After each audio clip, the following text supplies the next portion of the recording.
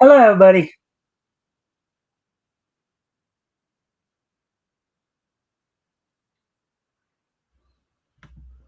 All right, welcome to the Mikestand. Today is, of course, Tuesday, um, March the 10th, 2026. Hopefully, everybody's having a good week thus far. And we do have some people in here. I think I will jump right into material tonight. A friendly reminder to everybody, of course, if you haven't already, of course, for both my Rumble and YouTube viewers, you guys can help out by liking and sharing the stream. See if we can get some more friendly people to engage. That'd be appreciated. Also, if anything here we talk about tonight grabs your attention, feel free to comment and or ask questions, and I will try to answer the questions to the best of my ability.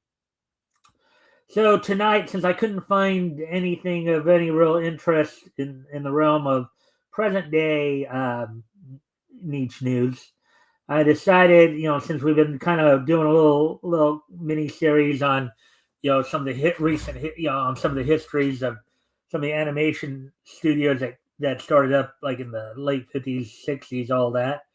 So we've done Hanna-Barbera recently. We did Ruby Spears yesterday. So today we're going to focus in on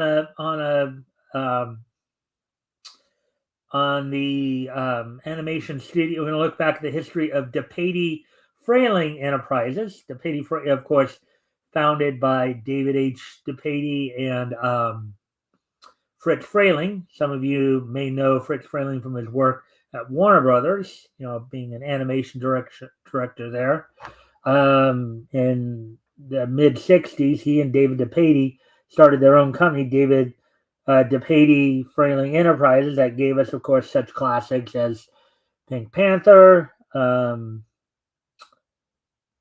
Inspector, The Inn and the Aardvark, Tijuana Toads, Roland and Ratfink, The Blue Racer, all Super 8, all that good stuff. So we're going to look back at the history of that company, and then, of course, we'll get all caught up on the latest in pro wrestling news. Look back to last night's WWE Monday Night Raw, as well as looking ahead to tonight's NXT, and then we'll be finishing things off with this day in niche history.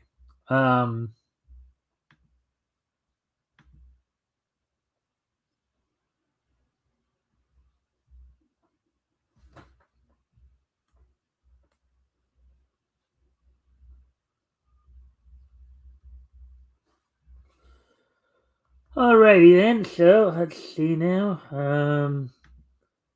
With all that being said and done now, let's go ahead and actually, I do need to go off screen for just a quick moment. I'll be right back. But what I will do, put the music on for a moment while I'm gone. In fact, I forgot to set that all up, so we'll make sure we had max volume on that stuff.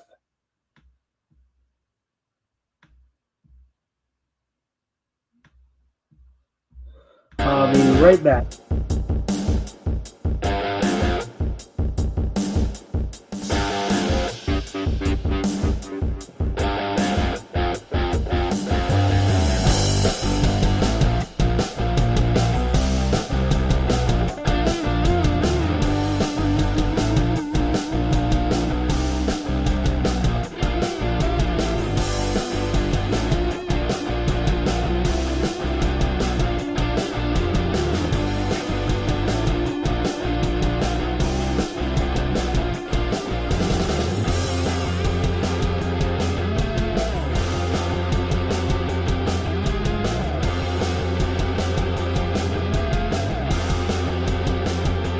All right, sorry about that. Anyways, let's get ready to get into the article here we're going to go over tonight.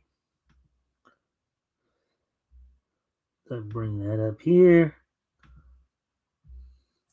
So we're going to look at, as I said, we're going to look at the history of DePatie-Freleng Enterprises here.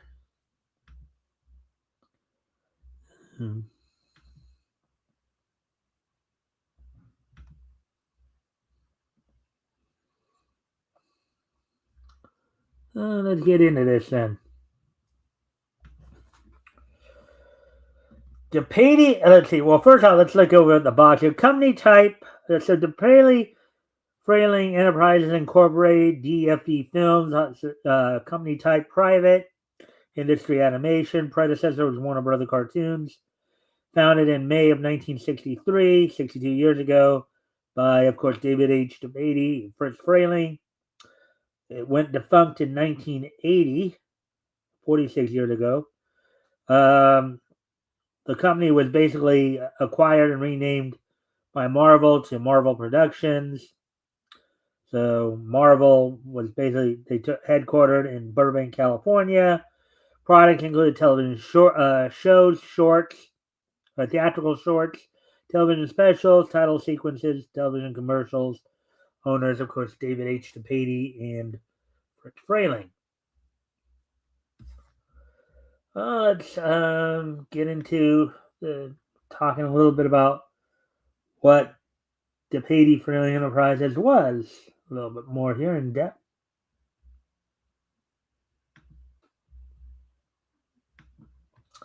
DePatie-Freleng Enterprises Incorporated, in parentheses here, also known as Mirch Jeffrey DePatie-Freleng Productions, when involved with the Mirch Brothers and Jeffrey Productions and DFE Films, was an American animation studio founded by former Warner Brothers employees in May of 1963 before being acquired by Marvel in 1980. Now, May 1963, that was around when Warner Brothers Cartoons had to close up shop and renamed Marvel Productions, based in Burbank, California. DFE was animation for film and television. They basically ran for like 16 years there. Notable among the productions that the studio produced are the opening titles for The Pink Panther, first, second, and fifth sequences, and an associated series of animated theatrical shorts featuring the Pink Panther character, as well as the entries in the Looney Tunes and Merry Melodies series from 1964 to 1967, the Dr. Seuss television specials from 71 to 82, the lightsaber effects in the original Star Wars 1977, and the Bob Squad and Time for Timer series of public service announcements for ABC in the mid 70s. Yeah, I remember Time for Time. Those actually ran well into the 80s, well into the mid 80s. The Time for Timer, that little yellow guy with the cane and the top hat and all that. Sure, I'm sure some of you who are maybe in your late 40s to early 50s probably remembers that all too well. Turning to a local ABC affiliate on Saturday morning and seeing those.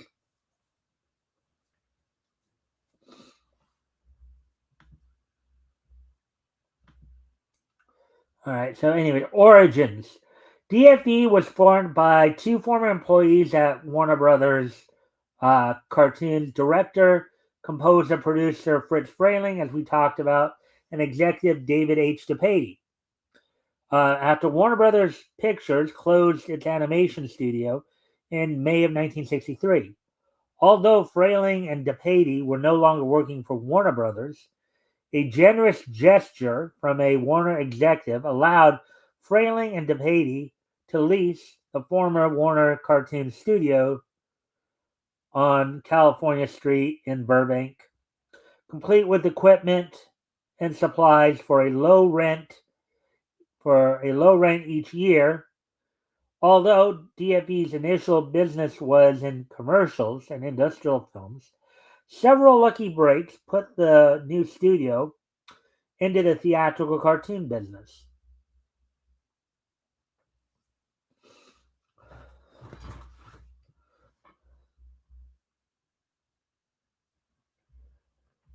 Yeah.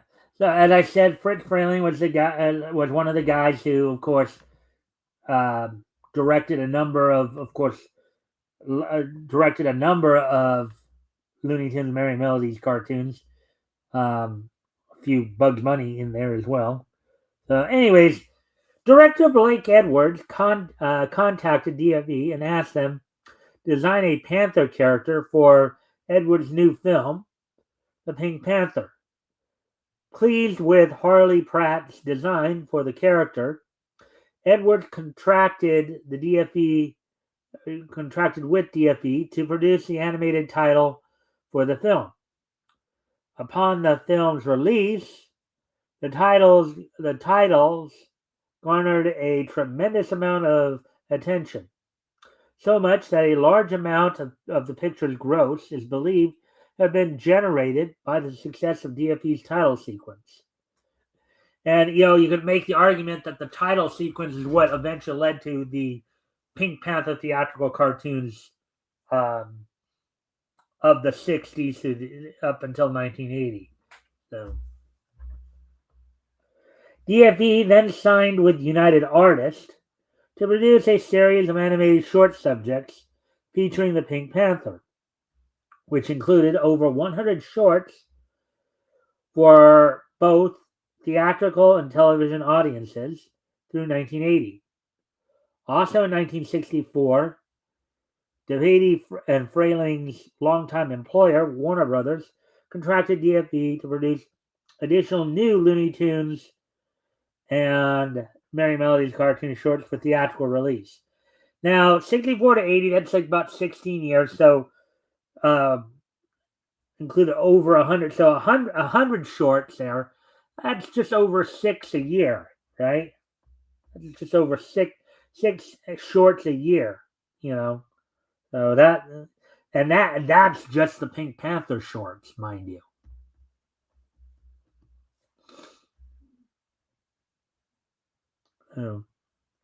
Anyways, continuing on here, DePatie and Freleng soon found themselves overflowing with work.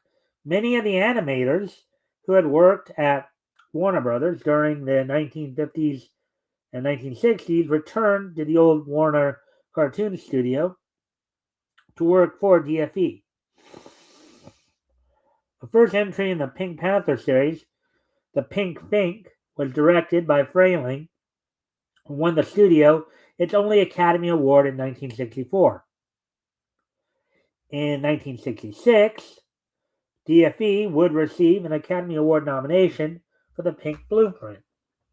Yeah, I kind of remember that one. That one was pretty interesting too.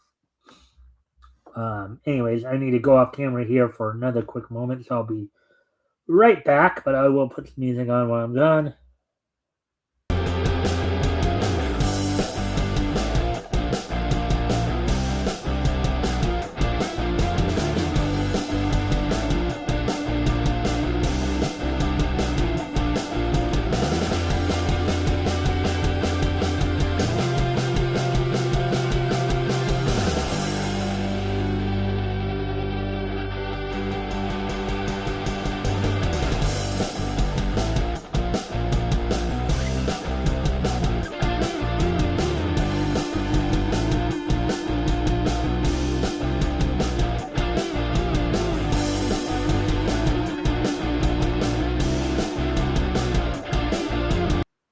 All right, anyways, back to the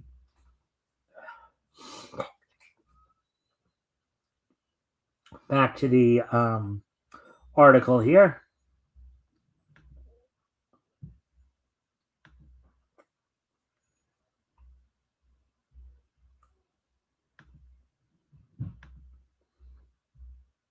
All right. The Pink Panther Show and others. The Pink Panther theatrical animated shorts became the basis of a Saturday morning cartoon, The Pink Panther Show, on September 6, 1969. 1969, the late 1960s into the early 70s, a big time for cartoon. I mean, think about the competition the Pink Panther was going to be running into here. Hanna-Barbera, of course, Scooby-Doo came out in 69. Scooby-Doo, Where Are You? You also, of course, Hanna-Barbera had a number of other cartoons, including the Wacky Races series and Perils of Penelope Pitstop, among others. So, let's see. The show also included theatrical animated shorts of The Inspector, introduced in 1966, and eventually The Ant and the Aardvark, Roland and Ratfink, introduced in 1968, and the Texas Toads, originally known as the Tijuana Toads.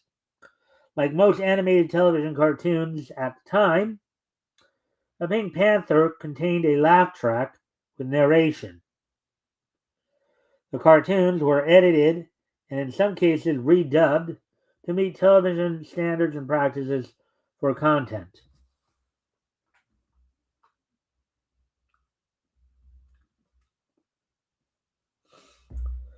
The Pink Panther show had several incarnations during the 1970s. The show was popular on NBC's Saturday morning lineup, starting as a half-hour program, expanding a few years later to 90 minutes each week. The studio provided the animated sequences for the 1969-1970 television series My World and Welcome to It, based on the drawings of James Thurber. Yeah, James Thurber, the famous author who gave us The Secret Life of Walter Mitty, which was parodied by Filmation, The Secret Lives of Waldo Kitty. DFE was one of the subcontractors for the 1964-67 to 1967 Warner Brothers cartoons, along with Format Productions.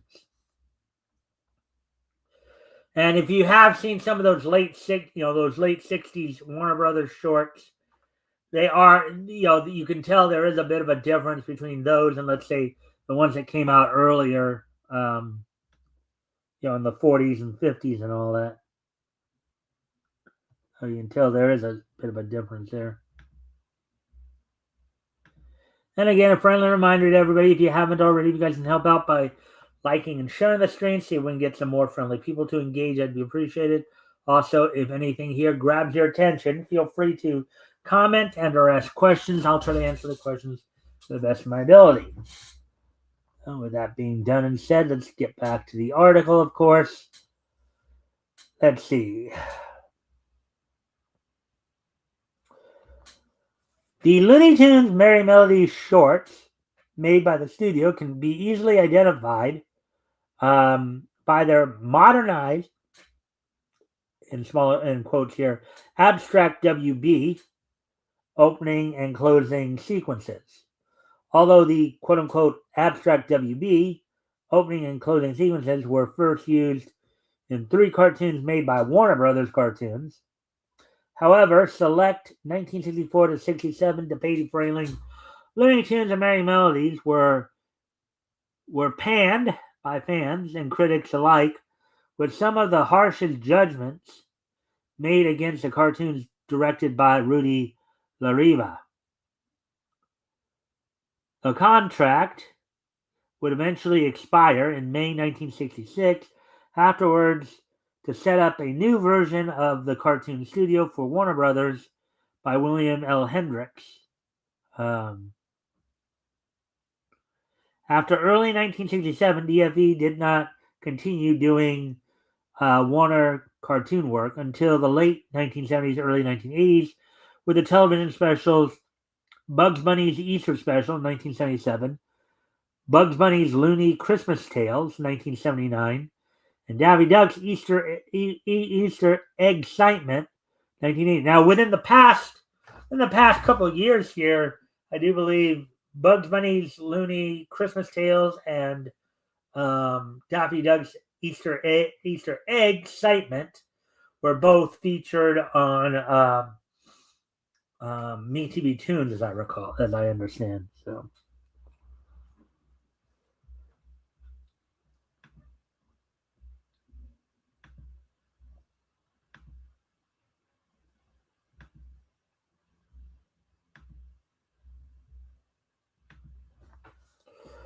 DFE also produced Return to the Planet of the Apes, which ran on NBC from September 6th to November 29th, 1975. So basically right around the time I was born.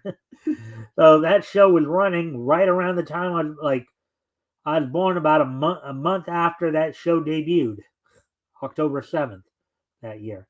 and the Oddball Couple, which ran on Saturday mornings on ABC from September 6th to December 20th.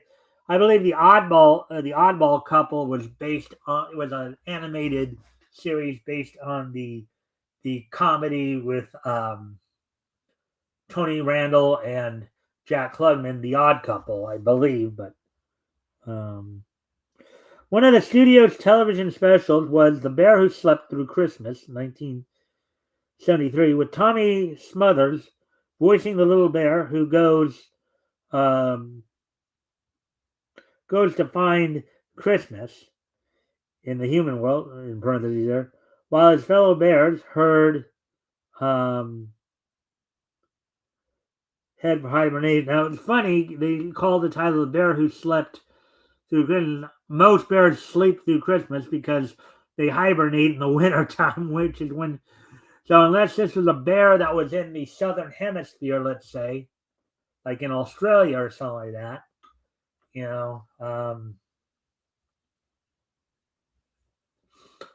that's a funny. Most of us, since most of us, of course, live in the northern hemisphere, who are watching this show right now,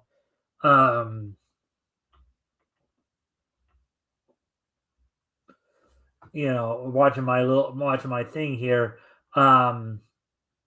Usually, when we think of Christmas, we think of a white Christmas, not a warm Christmas. So, but down in the southern hemisphere, it's the other way around. Obviously, it's summertime during Christmas time there. So that would be a very, I guess for those who've done the whole Christmas in July thing, I would imagine that that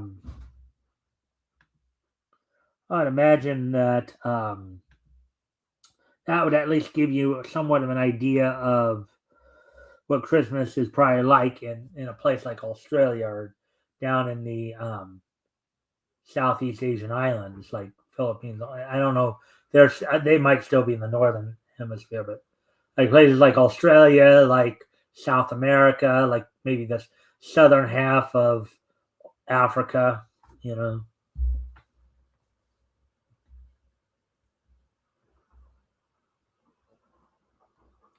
DFE was also responsible for a number of Dr. Seuss specials, including The Cat in the Hat and different incarnations of The Grinch. Of course, how probably the one that Chuck Jones did, it was in 1967, I believe, How the Grinch Stole Christmas.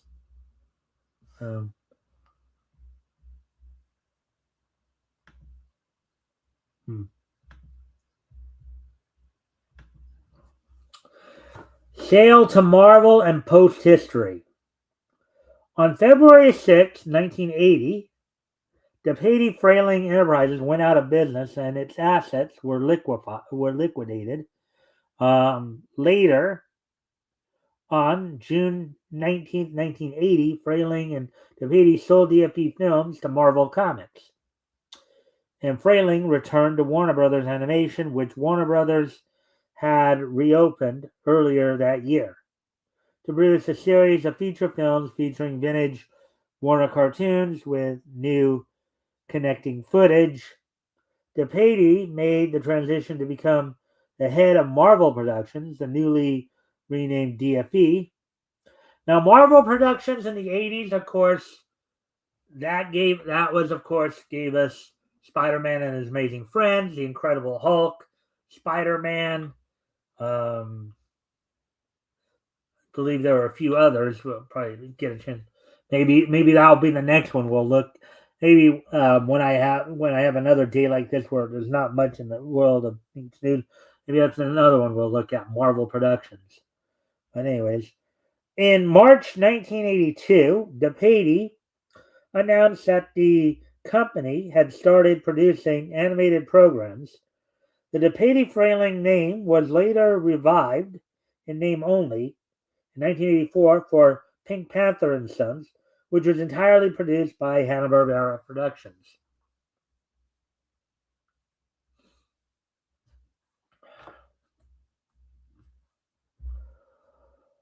Although Marvel produced mainly superhero cartoons and animated series based on licensed toy lines, including Hasbro property. So, yeah, Marvel Productions also had a hand in producing like Transformers and G.I. Joe as well. That's right. It continued to produce new productions starring Pink Panther, in parentheses, a special for television, Pink at First Sight, and motion picture titles for Trail of the Pink Panther and Curse of the Pink Panther. Metro Goldwyn Mayer Animation would later revive the Pink Panther TV series in 1993 as a joint venture between MGM, Mirch Jeffrey DePatie-Freleng, and United Artists, a decade after DFE's merger with Marvel and Mirish's UA's merger into MGM.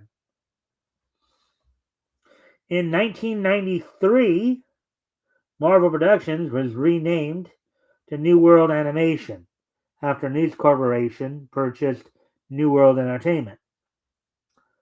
In 1996, New World Animation was absorbed into Saban Entertainment, ending the life of the studio that once was DFE. Marvel would continue to produce animated shows through a partnership with Saban, which had recently acquired 50% stake in Fox Kids. In 2001, Walt Disney Company acquired Saban as part of the purchase of Fox Family Worldwide. All right, so that's all we're going to focus on tonight for that. So I hope you guys found that informative and entertaining a bit. Finding out a little bit about, I guess, what we can do. Let's at least look at some of the properties here. The theatrical series, the original series, The Pink Panther, 1964 to 1980. The 1978 to 80 cartoons were originally broadcast on TV before they were screened theaters, basically meaning that the cartoons that were produced between 1978 and 80 premiered on television before they premiered in theaters. Prior to that, they would premiere in the theaters first, then show up on television. The Inspector, which ran from 1965 to 1969. You had Roland and Ratfink and the Aardvark Tijuana Toads, renamed Texas Toads for television in 1976. You had, of course, the Blue Racer. You had the Blue Racer from 1972 to 74. Hoot Kloot, 73 to 74, and then 74 to 78. The Dogfather. Kind of a mafia-style cartoon, just where instead of people acting out parts of the mafia, it's dogs. And then, of course, the commission series, they were commissioned between 1964 and 1967, as we talked about earlier, to do works for Warner Brothers, with the Looney Tunes and Merry Melodies. Then some of the TV series that were produced by DFE, by DePatie-Freleng, included for NBC, co-produced with the Mirish brothers, of course. Let's see, the Super 6 and Super President were co-produced by Mirch Rich Television Productions. And then Here Comes the Grump. So the Super 6 and Super President ran from, of course, 66 to 68, basically. I believe that maybe Super President might have been a spin-off of the Super 6. So, and then the Mirish Company, of course, from 69 to 70, did Here Comes the Grump. Airing on NBC and ABC and at a co-production with United Artists Television and Mirror Films, The Pink Panther Show, which included a number of different shorts of the original theatrical shorts, as well as some newer ones, Mr. Jaw in 1976 and Crazy Legs Crane in 1978. You had a series of Dr. Dolittle cartoons from them in 19. Then NBC, of course, would air at co-produced with 20th Century Fox, Dr. Dolittle from 70 to 71, and then from 72 through 74, distributed by Viacom Enterprises, the Barclays and the Houndcats. Bailey's Comet, Comets, which ran from 73 to 75 on CBS. Viacom also distributed The Oddball Couple, which aired on ABC from 1975 to 77, as we talked about. And then you also had, from 75 to 76, Return Planet of the Apes, co-produced by 20th Century Fox. And you had Baggy Pants and the Nitwits from 77 to 78. And co-produced with UPA, What's New, Mr. Magoo, from 1976 on CBS. UPA, which of course initially took over, producing animated shorts for Columbia after Screen Gems had moved on to television production in 1948. So, let's see, from Marvel Comics, co-produced with Marvel Comics Animation, which probably eventually led to their merger with Marvel. The New Fantastic Four in 1978 on NBC. The New Fantastic Four, I believe that was the one where they brought in Herbie, the little robot. I believe there was some kind of, I don't know if they were thinking of doing a Human Torch series or if he was actually contracted to do another show, but the 1978 Fantastic Four show, as I recall, was the one where they replaced the Human Torch with Herbie the robot. And then the Spider-Woman series from 1979 to 1980, which ran on ABC. And then some of the commission series they did for television. The animated sequence for Sesame Street, Pink Panther, Karate Chop Sake for Children's Television Workshop in 1970. And then Dr. Snuggles, episodes 8 through 13 for Polyscope Productions with Topcraft in 1979. And then some of the TV specials, of course, included Goldilocks, which aired on NBC in 1970. And, of course, Dr. Seuss series, The Cat in the Hat and the Lorax.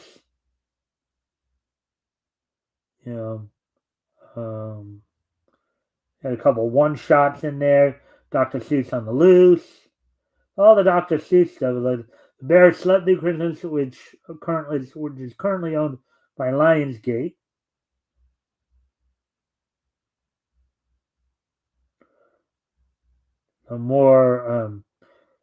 So they also did the ABC after-school special, My Mom's Having a Baby. Halloween is Grinch Night. Pink Panther, A Pink Christmas in 1978. Part of the Pink Panther. The television. Pink Panther in Olympics. 1980, of course. Okay. Another ABC after school. Where Do Teenagers Come From? They actually did a Dennis the Menace TV special in Mayday for Mother for NBC on May 8, 1981. All right. Commission specials included Bugs Bunny Easter special. We talked about all that. Had a number of commercials throughout the 70s and 80s and all that. So, yeah, they had a pretty lively library there of stuff. Well, let's see. We're at 34 minutes now, so I think that's that then.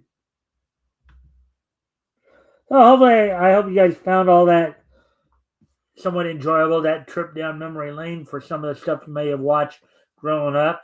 If you grew up, in the 70s and, the late 60s and 70s there. Some of that stuff that was on. So now, with all that being said, why don't we go ahead and get ready to move on to the wrestling wrap-up, as we will, of course, look back to last night's, Monday Night Raw, as, of course, WWE, and look ahead to tonight's NXT, as WWE continues to build towards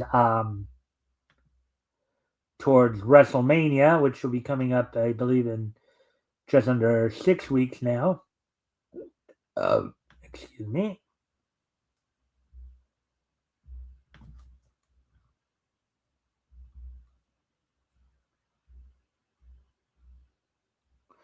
So first out, let's go back to last night's Monday Night Raw and talk a little bit about what happened on last night. It's funny, the show only had 3 matches on the night. One of them did take a significant time, about 37 minutes, the gauntlet match that opened up the show. But you had some other interesting segments as well on the show. You kind of had let's see, at the very beginning. So last night's Monday Night Raw came from the Climate Pledge Arena in Seattle, Washington, with airing on Netflix with Michael Cole and Corey Graves on commentary. All right. Let's see now.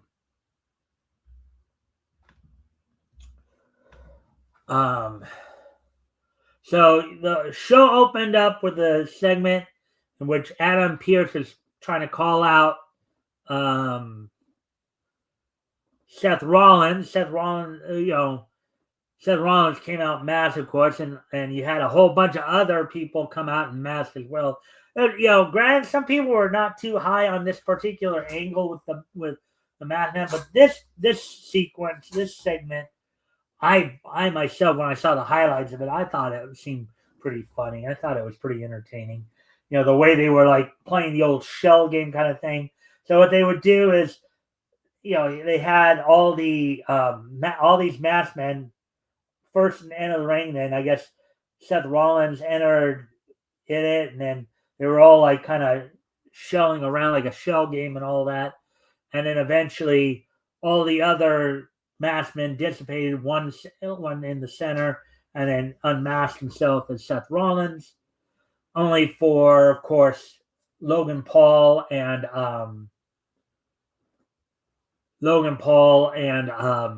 Austin Theory of the Vision to come out and try to go after Rollins, only for Rollins to remask and have his mask and all gather around him and do the old shell game as they all escape. As Paul and Theory were confronting Adam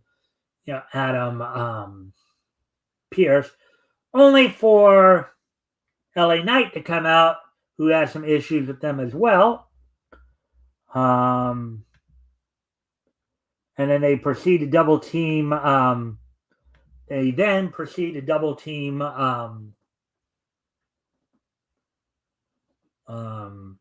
LA Knight, only for the Usos to come out and make the save and shift the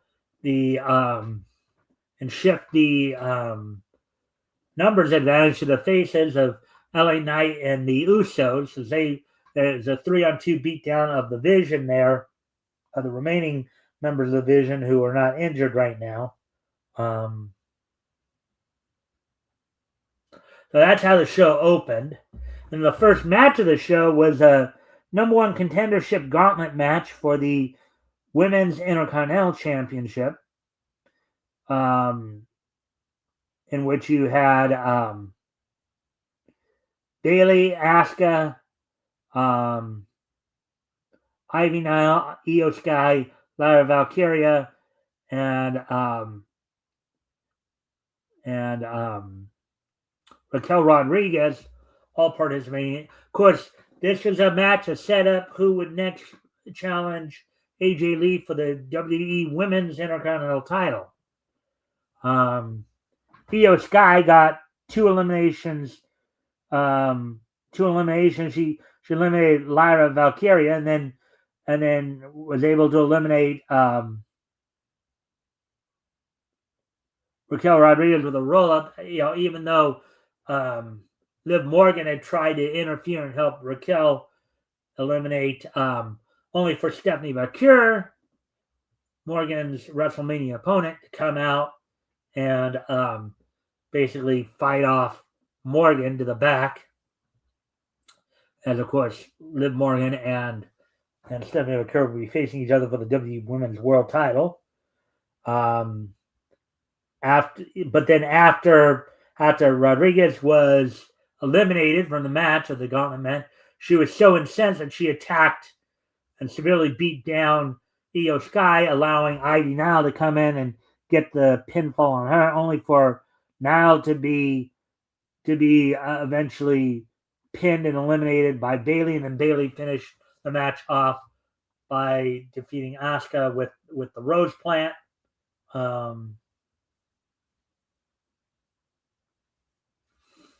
So Bayley winning the WWE Women's Intercontinental Title #1 Contendership Gauntlet match. She'll now be going on to WrestleMania to face AJ Lee for the WWE Women's Intercontinental Title in what many are calling a dream match. Then you had a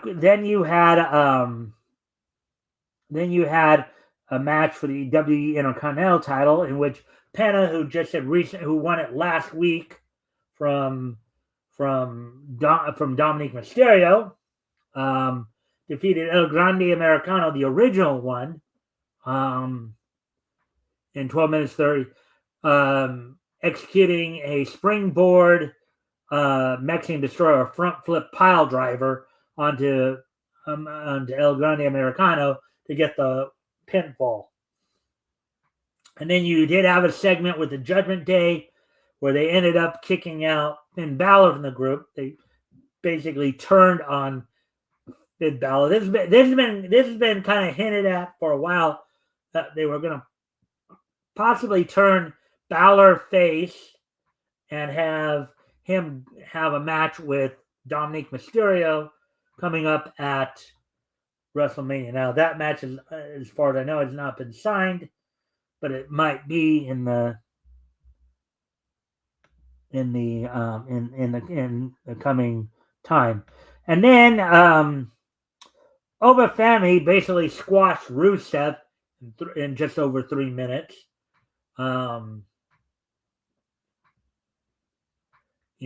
As they're trying to build Obafemi up as the next major force in the WWE and on Raw in particular. And then the show ended with basically a promo segment between CM Punk and the Uso brothers. The Usos had come out to confront CM Punk for his apparent, lack of respect for their family, with the comment he made about burying Roman Reigns next to his father. How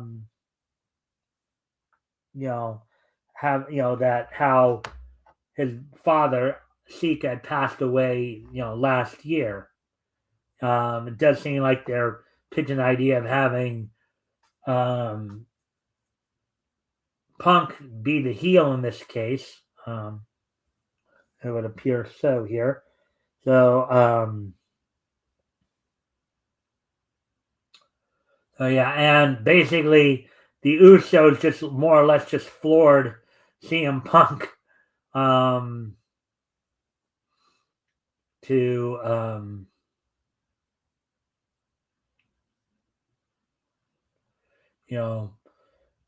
end the show. So that's all that happened on last night's Monday Night Raw. So now let's go ahead and take a quick peek at what you can expect on tonight's NXT NXT program. So let's find that.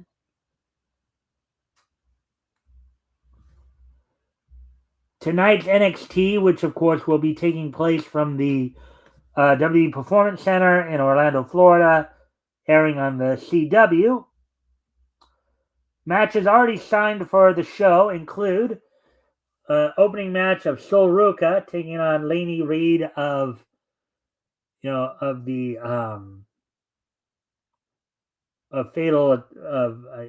I think it's Fatal Attraction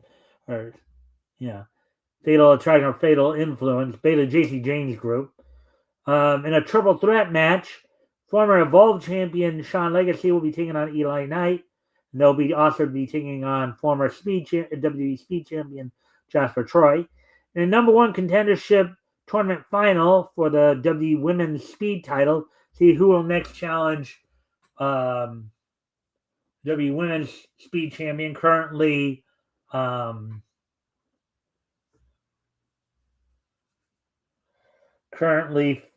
Fatal Influence is currently the current women's speed champion is Fallon Henley of Fatal Influence. Ren Sinclair from the No Quarter Catch crew will be taking on Pia Hall in that match.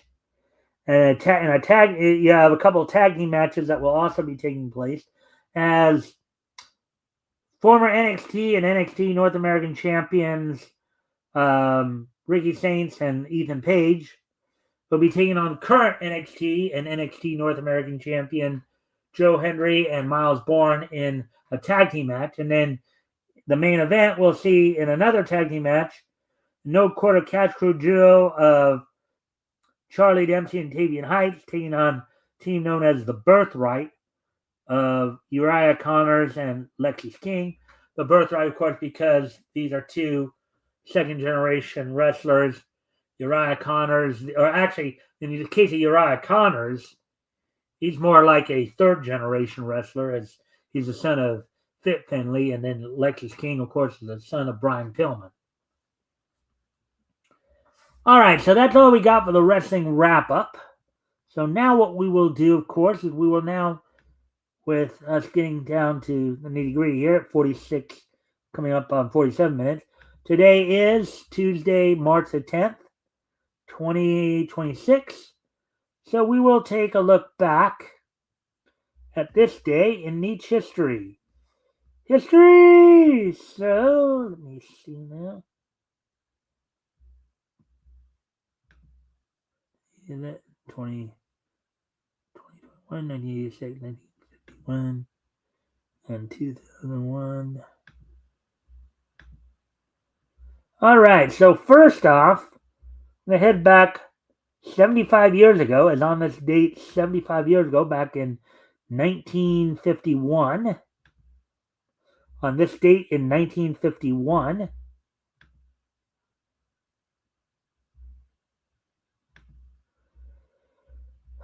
Chuck Jones's Bugs Bunny cartoon Bunny Hug premieres for Warner Brothers Cartoons, in which Bugs participates in a wrestling match. So 75 years ago today, the Warner Brothers cartoon Bunny Hug, directed by Chuck Jones, premiered on this date back in 1951.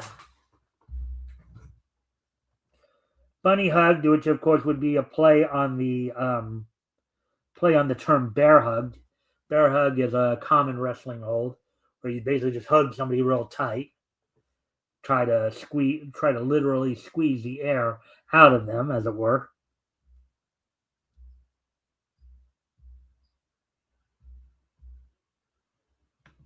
So now we will go ahead and move on to the next piece of Nietzsche history. We move ahead to the year 1986, which is 40 years ago today.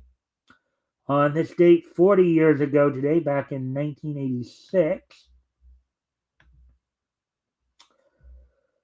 from Fort Worth, Texas, from Fort Worth, Texas, Brian Adias would win the World Class Wrestling Association Texas Heavyweight Championship from the Grappler. Now, World Class Wrestling Association was initially an NWA territory, initially called Big Time Wrestling, one of a few organizations called Big Time Wrestling, eventually changing its name to World Class Championship Wrestling in 1982, and then kind of lessening their affiliation with the NWA, going from a full affiliation to a partial affiliation in 1986. Actually, no, I think they actually did withdraw from the NWA in total in 1986. But on this day in 1986, 40 years ago today, Brian Adias would defeat the Grappler to become the new World Class Wrestling Association Texas Heavyweight Champion. All right, so now moving ahead to the year 2001, 25 years ago today. On this date, 25 years ago today, as soon as I find that. Premiering in Japanese theaters on this date in 2001.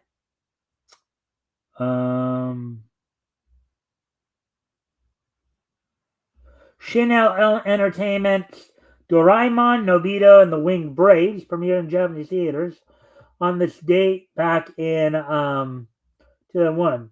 So Doraemon, Nobita, and the Winged Braves, also known as Doraemon and the Winged Warriors, is a 2001 Japanese animated science fiction adventure film which premiered in Japan on the 10th of March 2001, based on the Doraemon manga series by Fujiko F. Fujiko.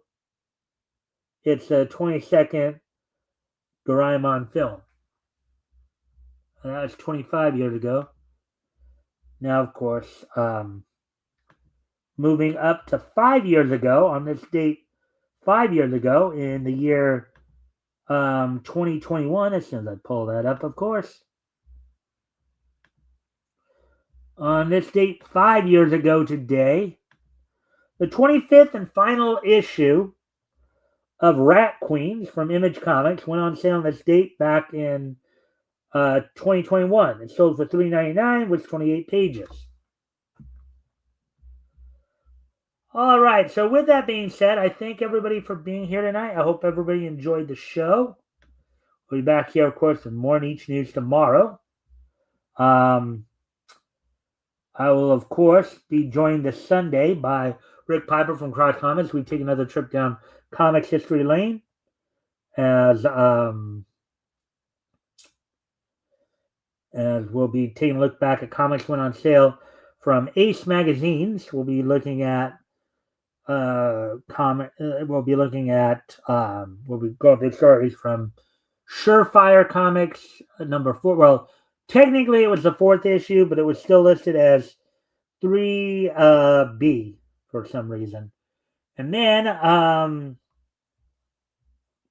we'll also be looking at Super Mystery number 3 as well.